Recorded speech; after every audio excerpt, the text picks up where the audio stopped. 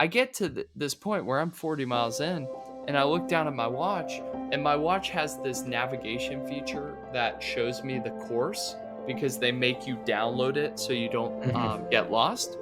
And I'm checking this navigation feature, and one of the things on it is it says the amount of miles left in the race.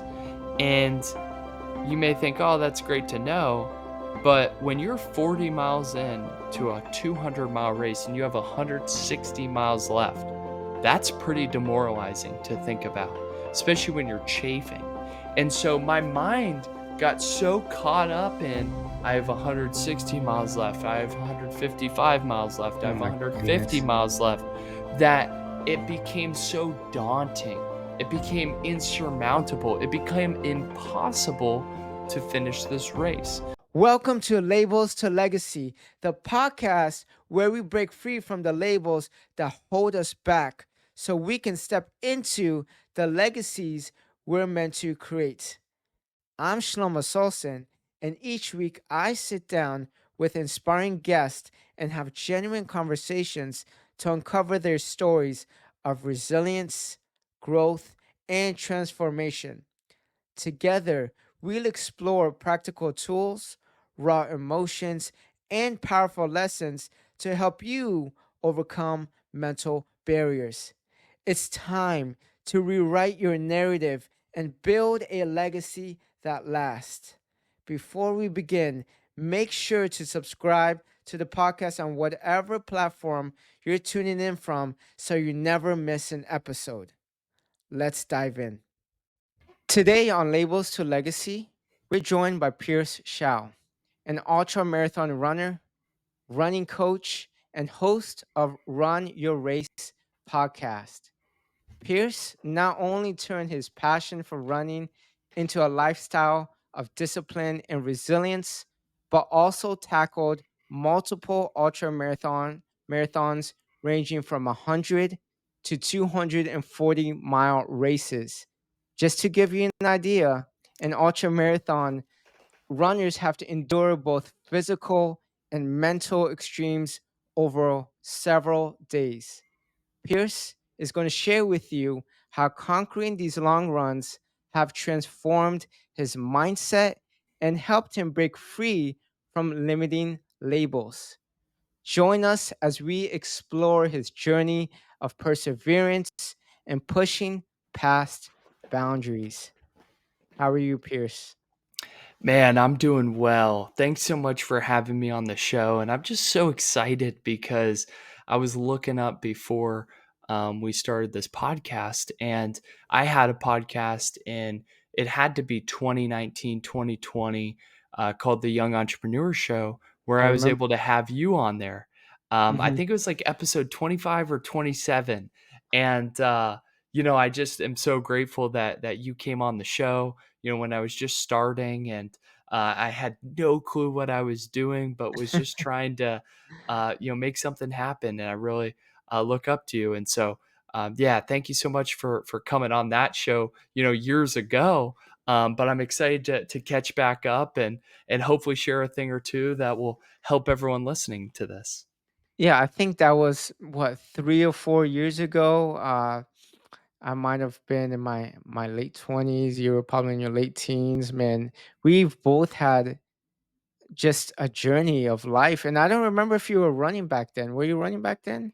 Well, you weren't Uh, advertising it for sure. No, I wasn't posting about it nearly as much, but I ran my first half marathon in 2018. So Oh by wow. that time, I did do my first 100-mile race. I did it in 2020, but I had not gotten near into the ultras that I am now. Now, have you always been running? I saw somewhere you've been running since 2018, or were you running before then, but just not as long? Yeah, so I'd love to really just share the story of how I got Mhm. into running real quick Sure. because I think people will find inspiration from it in terms of, it's cool to see when God puts things like that in your life, and Mhm. you don't always know what it's going to turn into. A lot of times you don't know what it's going to turn into. And so I played lacrosse in high school. I grew up in Columbus, Mhm. Ohio, And before every lacrosse tryout in high school, we had this week called Hell Week. And so the Oh first week, yeah. at the beginning of every tryout, we had to run a 5K. And in high school, I was just mortified by this 5K. I mean, Hmm. running for 30 or so minutes just, sounded terrible. And to you listening, it may sound terrible to you still. But this is where I was at the time. And so we had to run this 5K. But what I quickly realized was I was actually better than a lot of the other people at this 5K, and whether it was because I was actually really fast or they weren't trying because it was at the start of Hmm. tryouts. I don't know. But anyway, being good at it gave me confidence. And so, what do we do with things that we're naturally, more good at? Is you press into them. And so, I pressed into it a little bit more. By the time I was a junior and senior, I was finishing first on the team in it, and it gave me enough confidence to try running a half marathon because I have seen my mom. She just finished her 35th marathon, Wow. 35th? 35 years in a row. That's S- crazy. Yeah. So, anyway, she set that example for me. And so I saw her and I was like, well, Hmm. if she could do it, I could probably do it too. And so I signed up for this half marathon my senior year, going into my senior year of high school, September. And when I signed up and I started telling people I was doing it, I was met with a lot of adversity in terms of people asking me questions like, well, what's the longest you've run before? Do you know how to Hmm. fuel? Have you ever done something like this before? And these are And non-runners, or these are runners telling you this? lots of non-runners, Hmm. lots of my family, some of the people that, love me the most. But what I've found in my journey running is they didn't really have a concept of it and what it took. And Hmm. also, their questions were more so them caring about me than the doubt that I felt. But anyway, I took this as doubt and I started to doubt myself a little bit. But thankfully, I kept going and I kept training. And then I ended up doing the half marathon. And after I did it, I was like, and this is really cool how you talk about labels and Hmm. mental boundaries and how we place those on ourselves or other people place those on us, because running my first marathon was one of the biggest breakthroughs mentally I've ever had in my life, because I finished this race and I was exhausted by the end.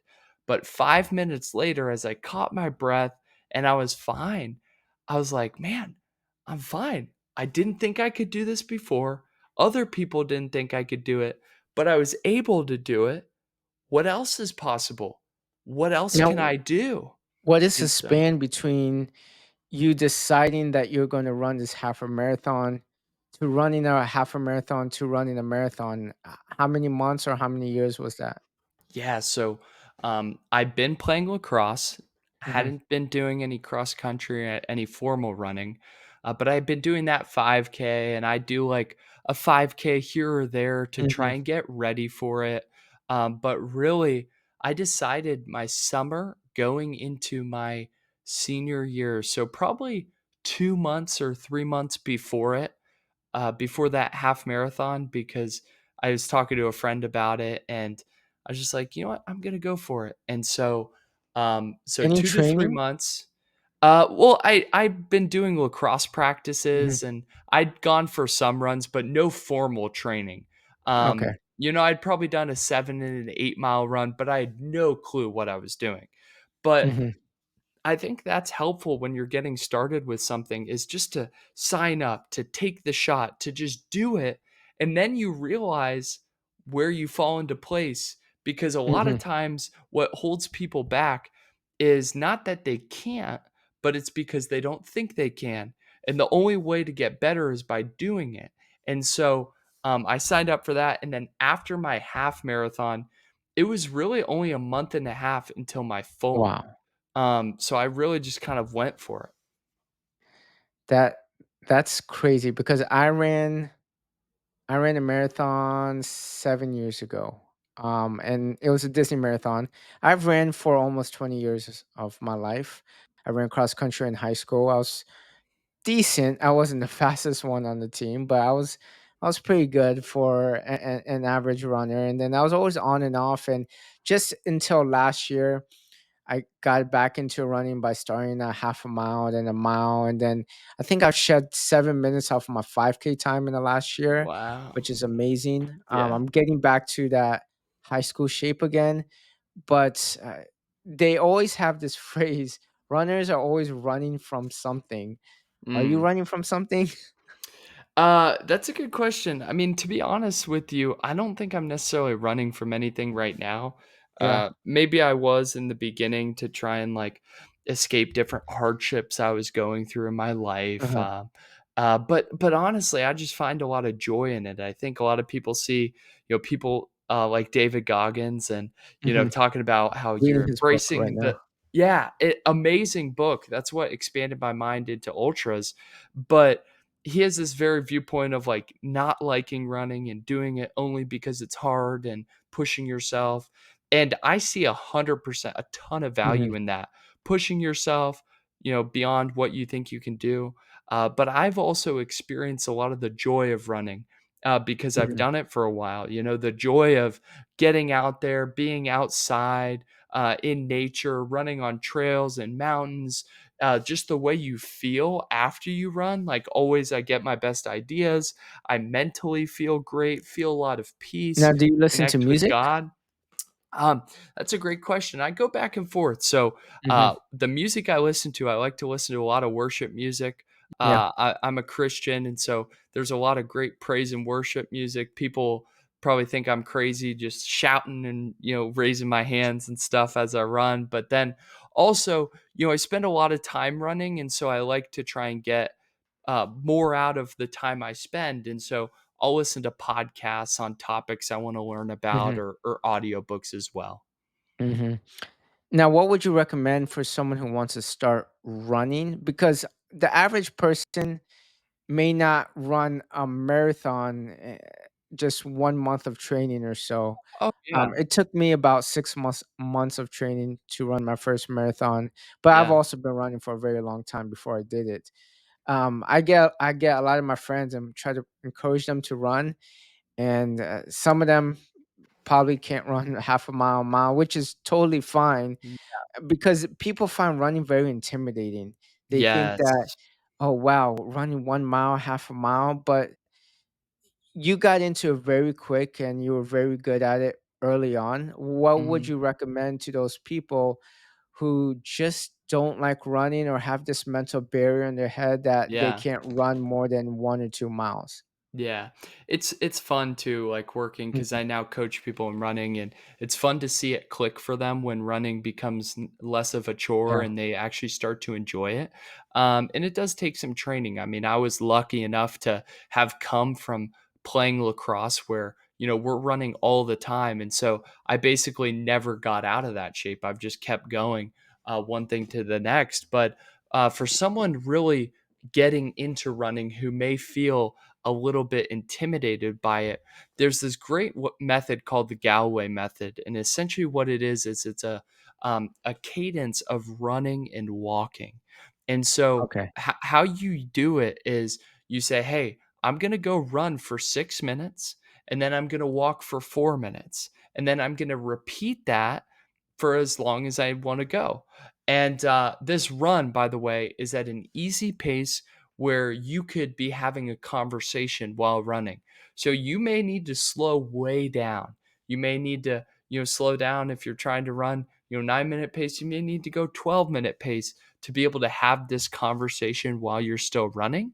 And what that's going to do is by doing this run walk method, it's going to help build up your aerobic base, which is then your essentially your capacity to be able to Hmm. run further and then run faster. And so, um, that's where I always tell people to start is do a run walk variation. If you can't run for 6 minutes, run for 3 minutes, run three, walk two. If you can't run for 3 minutes, run for 1 minute and walk, but just get outside. And as you progress on this, you'll be able to figure out and push yourself to run more and more.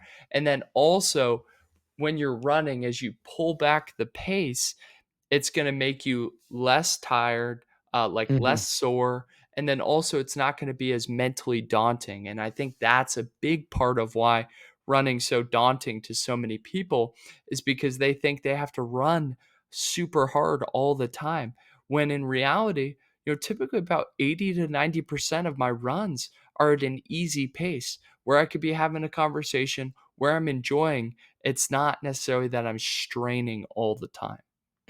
How many miles a week do you put in right now? So I'm about to start into a marathon prep where I'll be doing Hmm. closer to 50 to 60, but for my recent 100 miler, I was getting up to like 80, 90. 80, 90. Wow.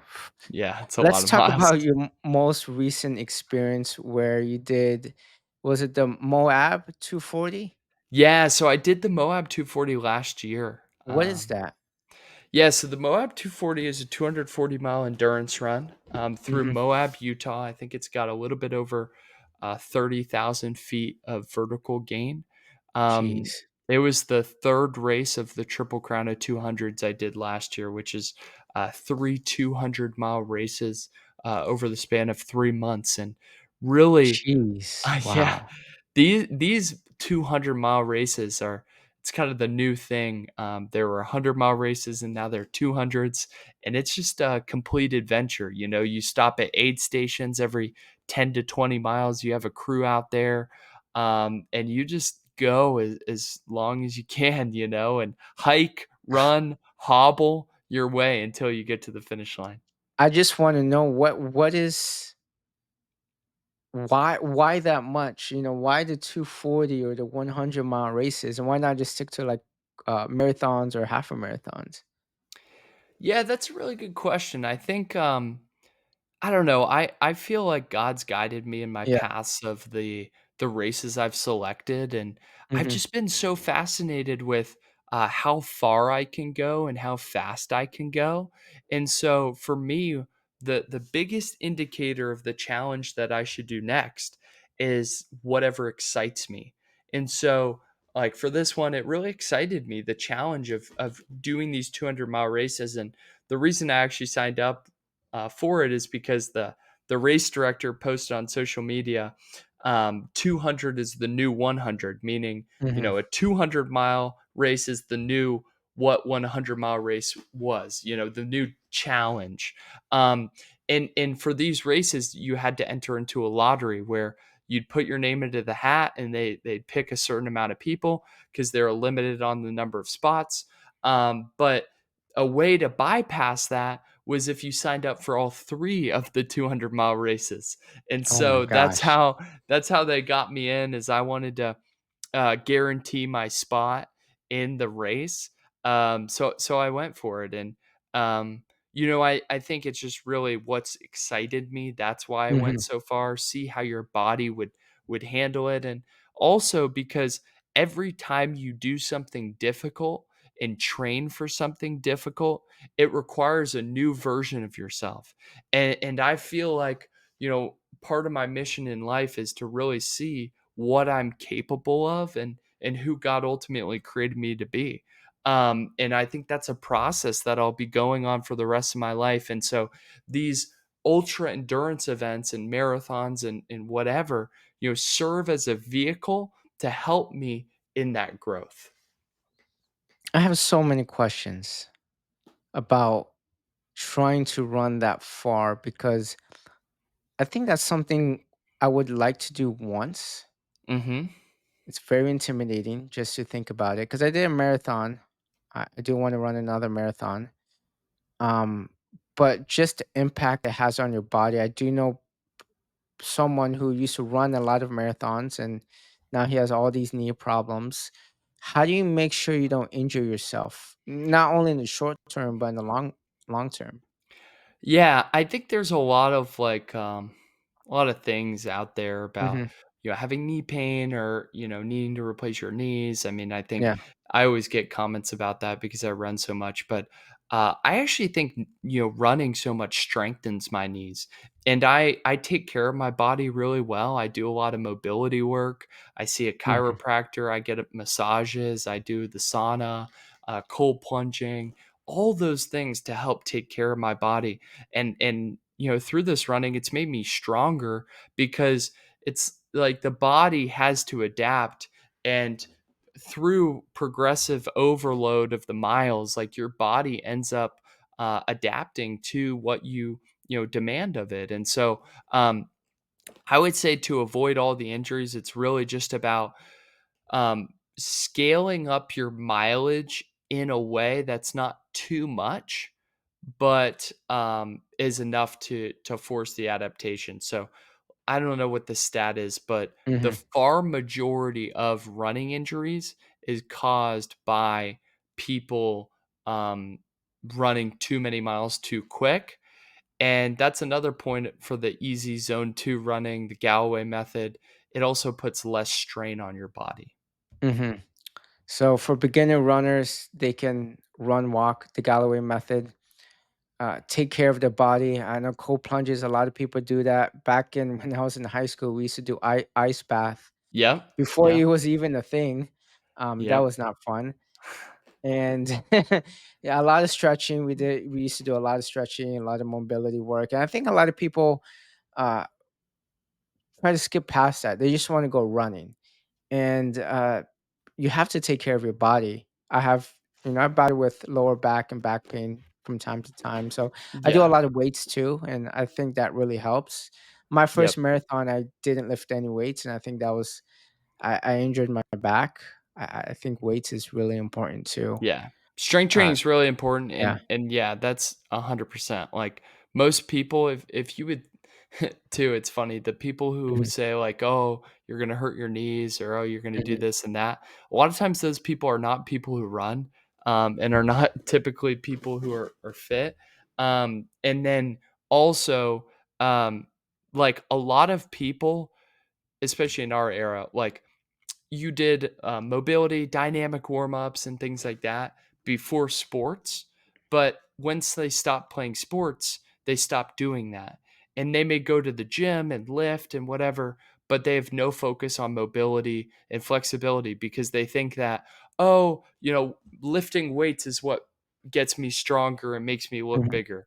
Well, it doesn't matter how much lift you can weight when you're injured, right? Yeah. And so that's what I've learned through great mentors is just that importance of mobility and flexibility to be able to create longevity in your fitness. What about yoga? I What are think your yoga is thoughts? great. I Mhm, I don't do it super often. I do it sometimes. But all the time before I'm lifting, I have like a 15-minute mobility routine. mhm, It's pinned on my Instagram if you guys want to check it out. mhm. I really wanna know, what is your diet like? Especially for doing all these 100 to 100-mile races. I'm assuming that you can eat maybe over 10,000 calories a day, or how does that work? I mean, don't you get constantly hungry? Yeah, I'm pretty hungry as we speak. I'm excited. I'm going to grab some steaks with my friends tonight. But yeah, so when it comes to the hunger, really, I running has also helped me see food as fuel. And so I Mhm, strategically eat to fuel my body. It's like if you want a car to run really well, if you have a Ferrari, you're probably not going to put unleaded. You're probably going to put premium gas in there. And yeah. so that's the same thing as how I view food. For this 200-mile prep, I did do a low carb diet. The reason I did that is because I still had carbs, but when you have lower carbs and you completely eliminate the processed foods, it creates less inflammation in your body. So it increases your recovery time. And so Interesting.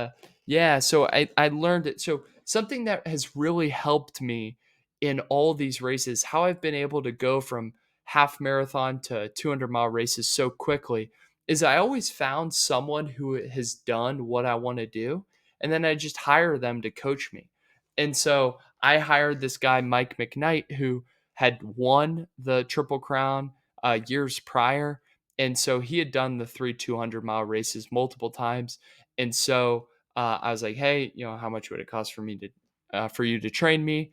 I did exactly what he told me, and he helped me get there. And so I adopted that diet, but now I really eat. really simple, really clean. I just focus on getting about 200 grams of protein a day through basically 2 pounds of meat. And then I supplement that with eggs, raw milk, fruits, and yeah, really just try and keep Like things a simple. meat-based diet. Yeah.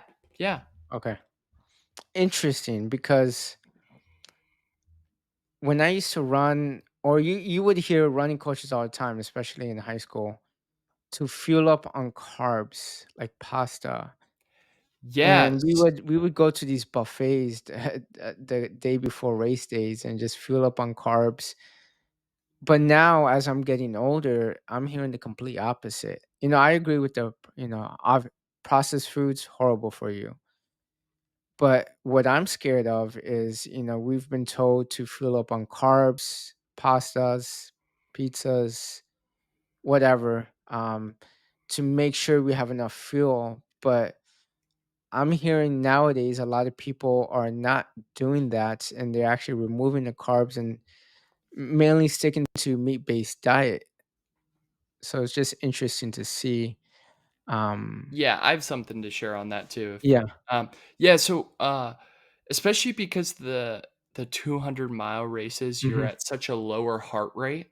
The lower your heart rate is, typically the higher fat burning you'll have. And there's tests that they do to see how much fat you're burning versus how many carbohydrates you're burning. And so always at a lower heart rate, you're burning more fat. And so because you're in such a lower heart rate zone because the race is so long for a 200, um it doesn't matter as much to have a ton of carbs if you're fat adapted. But for Okay. like a marathon, I did a big marathon prep this year, and so I was really focused on getting in the carbs. But really what I try and stay away from is, like, I do some pasta, but I really try and get a lot of my carbs from fruit and whole foods, natural Okay. sources, because those I've just found have are better for me and digest easier. And so I don't think necessarily like carbs are the enemy, but what I do think that has been, um, people haven't talked about as much in the past is centering your uh, diet around protein, because protein is what builds muscle. Protein makes you satiated. And so, um, all those snacks like chips and desserts and everything, those are carb based. And typically when you have them, they make you more hungry. So that leads to eating more. And then you get, fat. But Hmm. if you're centering your diet around meat and protein, it makes you more satiated, it helps you build muscle, and it you don't end up going on binges and cravings as much as you may have been before. That's just my personal I experience. mean, I've increased my protein intake in the last year. Um, don't get nearly as much as I should. I get around 120 to 130. I should be getting around probably 160. But that's it's very difficult at times, especially for those who work full time or running a business. It can be very difficult. But let's move on to the actual race itself. Yeah. What goes through your mind as you're running 240 miles? Because that's in a span of 5 days, correct? Yeah. What are you thinking about? What are you, do you have, do you think about life? Do you think about things you need to do, your insecurities? Yeah, the cool thing about these races is, like, I enjoy them because nothing Mhm. else matters really but the race, so you're really present and focused. And I'll tell you a story because my mindset has really shifted through doing these. And so, I did the Tahoe 200-mile race, the first 200 I did, and I mean, my coach prepared me really well, but mentally I had no clue what it was going to take because I had never done one before. And so anyway, I make the mistake of not putting on chafing lube before I start my race. And quickly, 20, 30 miles into the race, I start chafing. And if Oh, you've ever chafed, especially yes, I around have. your family jewels and downstairs, It It's is not fun. not pleasant. And so I was having some GI issues because my electrolytes were off. It was a very hot day, and I had some diarrhea as well. So that just multiplied the That was chafing. on the first day. Yeah, yeah, 30, 40 miles in. And Okay. so I get to this point where I'm 40 miles in, and I look down at my watch, and my watch has this navigation feature that shows me the course because they make you download it so you don't Mhm. get lost. And I'm checking this navigation feature, and one of the things on it is it says the amount of miles left in the race. And you may think, oh, that's great to know. But when you're 40 miles in to a 200-mile race and you have 160 miles left, that's pretty demoralizing to think about, especially when you're chafing. And so my mind got so caught up in I have 160 miles left, I have 155 miles left, I Oh have my 150 goodness. miles left, that it became so daunting. It became insurmountable. It became impossible to finish this race. And luckily, I had my coach. He told me before this race, he said, whatever you do before you decide to quit, before you make a decision to quit, you got to eat and you got to sleep. And those two things can change everything. And so I get to mile 60 to sleep the first night. It's probably about midnight. And I'm going in the back of the car and I'm just defeated. I'm ready to throw in the towel then. And I have my crew get me some food, and then I go to sleep. Like, what are you eating during the race? Like, what are they It's giving you? so you have gels that you take in between aid stations, but at every aid station, there's stuff like quesadillas, popsicles. Towards meal times, they have burgers because you really do try and get in whole foods as well because you're out there Yeah. for so long. But yeah, so I probably slammed a quesadilla and some snacks, and I went to bed, and I woke up and I didn't feel amazing. I mean, I had just done 60 miles, but I had enough to keep going. And Okay. so that's a lesson that I've learned too is when you feel at the end of yourself, sometimes you just need a good meal and you just need to sleep and you'll be able to keep pushing forward, whether that's in life, whether that's in a race. But that's a small side lesson. But really, what I learned through that experience of focusing on how many miles left to go is I need to change my mindset because this isn't going to work. And so, after this race, I talked to one of my friends and a mentor who is a former Navy SEAL, and he taught me this mental strategy that they taught them in the Navy SEALs, and it's called segmentation. And segmentation is really simple. It's all it is taking a larger goal and breaking up into subsequent parts. So in an ultra marathon, they make this really easy for you because there's aid stations. And so how I segmented the next race is I just focused on getting to the next aid station, which was always within 10 to 20 miles. And so I had this focus. I downloaded onto the back of my phone screen every aid station, like the chart, which had the mileage between each aid station, the elevation gain, and the elevation descent. So I knew if it was going to be a lot of climbing or a lot of descent. And actually, because of some things, the first two races, Tahoe 200 and Bigfoot 200, ended up being 18 days apart. So I Mhm. finished Tahoe and I had 18 days of rest, and then I did Bigfoot. So I'm hardly even recovered by the time I'm towing the line at Bigfoot. But I had this new mindset and this new focus during the run to focus on segmentation. And so I did it, and I had way better of a race. This was a harder course. I was not recovered and in such a worse physical position going into the race, but I was able to finish it 7 hours faster than the Tahoe 200 race. And so that just speaks to the power of what you focus on during these races and utilizing a mental strategy called segmentation to just focus on getting to the next aid station because like you could be demoralized, you could be, behind on fuel, down on yourself, but you never know what can happen in an aid station because you've got people there cheering for you, the volunteers. You're going to eat, you're going to drink, you're going to sit down for a couple minutes, and it can completely change your state. And what are some of the lessons that you've learned just in your life and in the race? Okay, let me rephrase this. What are some lessons that you have learned just by running those three races back to back about yourself, and about life? Yeah. So segmentation is one of those. Okay. One lesson I learned is like you can do way more than you think you can at all times because I had no clue how I was going to pull this off.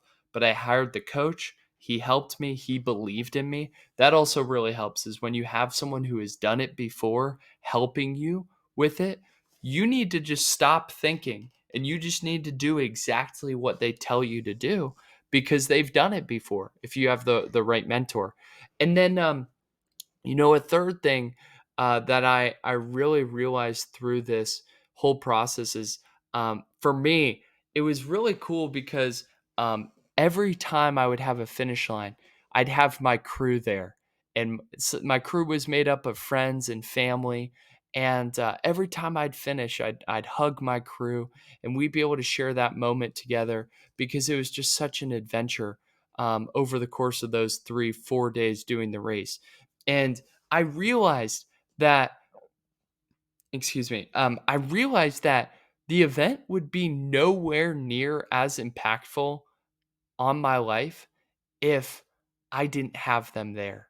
And so it really taught me the importance of not just doing things in life, but doing things with relationships and investing in relationships.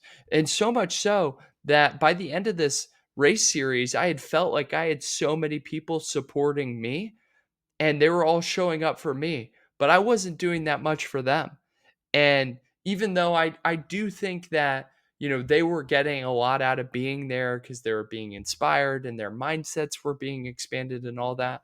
But this caused me to want to give back. And so the next year, which is this year, I've spent a lot of time, helping out, crewing for different friends at different races because I Hmm. wanted to give back for all that the other people have done for me. And it's been such a great joy. I helped my friend Jeremy run his first 100 miler. I paced him like 17 miles. I I helped follow him another. on Instagram. Yeah, he's a Yeah. great guy. And then I helped another guy who hired me to help him for Moab. I helped him finish the race when he DNF'd last year. And it's just been really special to be able to help out people achieve more than they thought was possible. And so, yeah, those are three lessons that I've learned from doing those races. And for those who want to run an ultra marathon, at least 100 miles, 100 to 200 miles, what tips would you have for them? Because, there's a big difference between a marathon and 100, 200 miles. So, where can people start? Yeah, for sure. I think the best place to start for sure is with doing a marathon, getting in a consistent Hmm. routine. I think you don't have to hire me, but hire someone to help you do the 100-mile training because you have no clue what you're doing to start. And um, I've found the reason I've been able to do so many races so quick is because I just had a coach telling me what to do. And so I set the races and then he told me what to run to get prepared for them. And I do it. But when I didn't have a coach, I would always think, oh, should I run 4 miles today or 7 miles today? Should I do my long run? Should I do one long run or should I do back to back long runs or this or that? And it just helps simplify things so much when I just had someone. Um, create that schedule for me. And then really, I'd say probably the last thing is if you want to run 100 miles, I believe you can do it 100%. But I do also know that it takes a lot of commitment. It's going to take for a good part of time. 9 hours a week to train for it. You're doing, an hour to 2 hour runs during the week, and you're running for 4 or 5 hours on the weekends pretty regularly. And so it is really important to know that that's what you're signing up for. And also, be at a place where you're ready to commit that level of time. I think it's N- so worth it, but it does take a commitment 100%. Now, how if you're training for a 100-mile race, what's the longest you should probably run before the race? Yeah, so I mean I would recommend, running a marathon, then, 4 to 6 months later doing a 50 miler, then a couple months later doing an 100 miler. So Okay. I would do a 50 miler, but it's not like you're regularly doing 50 miles in training. The longest typically I go is I'll go like a 50K on a Saturday, which is 31 miles, and then like a marathon on a Sunday, or back-to-back marathons, um, back-to-back 25 milers, just something like that back to back will really really help. But the thing that you're trying to do in ultra training is building up your long run, building up your time on feet, but also not doing it too much to the point where you need time to recover, like so much time to recover. Because once you run 50 miles, typically you need to take the next week really light to recover that from that, if not 2 weeks. And so you're better off, doing two long runs that are shorter to build that endurance, and then you can keep building the next week. hmm Now, I just to wrap this up, I do have a few more questions. I, we talked a little bit about you overcoming some mental barriers when you were first training for that half a marathon, and people were doubting you. But what are one or two labels that you have specific labels or categories that you might have put yourself in or other people put you in? What are some labels that you have had to overcome or still overcoming in life? Yeah, that's really good. I think a lot of times, like a label that I'd overcome and worked to overcome was when I was a kid, I was chubby, and Yeah. so I had this like sense of caring so much about how I looked. And like I had people call me fat when I was little. And I think it was more so like in a joking sense rather than like trying to be hurtful. Um, but honestly, it's become, I remember actually, I've never told this to anyone, but I remember it was in middle school or high school. Some girl told me it looked like I had man boobs. And I was like, screw you. What? Yeah. And so anyway, it's kind of the things that stick with you, because honestly, um I think a lot of that like drives me like that. Hearing that and thinking about that like drives me in a healthy way to want to be better.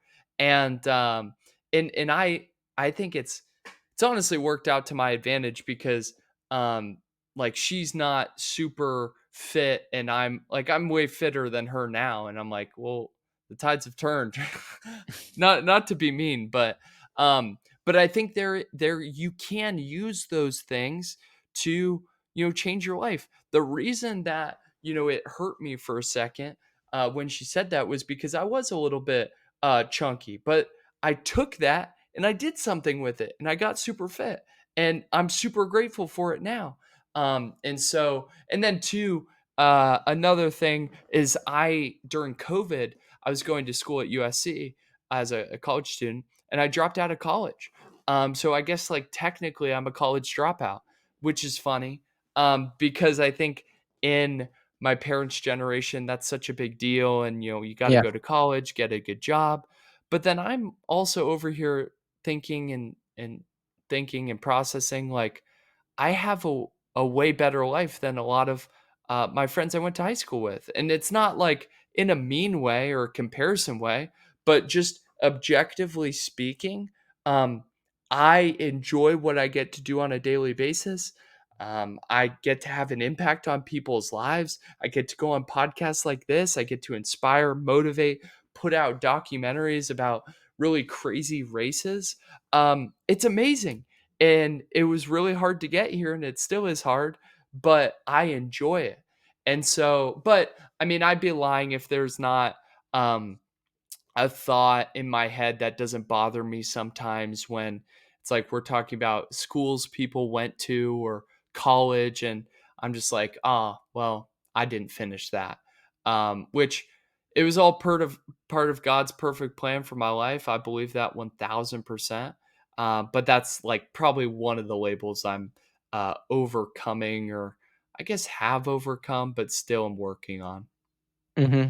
So you had to overcome a lot, like people doubting you on Yeah, running, having to lose weight.